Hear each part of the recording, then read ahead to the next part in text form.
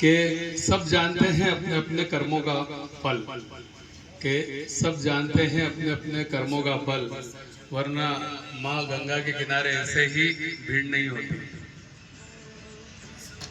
एक छोटी सी कहानी जो हमें बताएगी कि हमारे पाप धुलते हैं या नहीं धुलते हैं, हमारे पाप नष्ट होते हैं या नहीं होते हैं।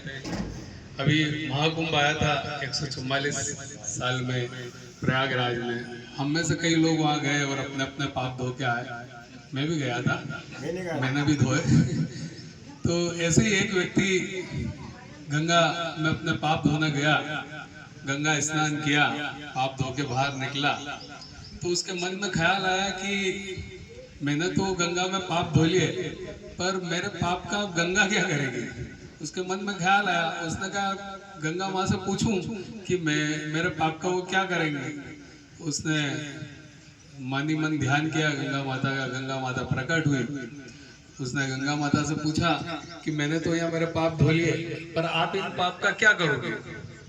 तो गंगा माता ने कहा देखो तुम्हारे पाप तो धुल गए, तुम जाओ, तुम्हें क्या मतलब है। बोले नहीं आप बताओ तो सही।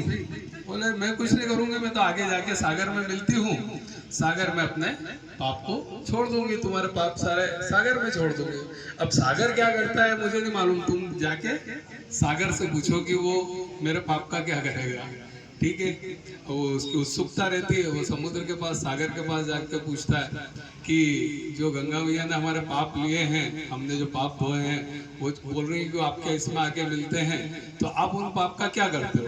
समुद्र में मैं तो कुछ नहीं करता, ये सारा पानी भाप बन के ऊपर जाता है, मैं ये सारा पाप आकाश को दे देता हूँ। बोले अब क्या करूँ। बोले आकाश से पूछो कि वो क्या करता है तुम्हारे पाप का। तो आकाश जी से प्रार्थना करता है कि प्रकट हो, बताओ क्या। तो आकाश जी प्रकट होते हैं, बोलते हैं कि मैं तुम्हारे पाप को क्या करता हूँ, तुम्हारे घर पे वापस बरसा देता हूँ। तो एक चक्र है जो घूम फिर के हमारे पास आएगा।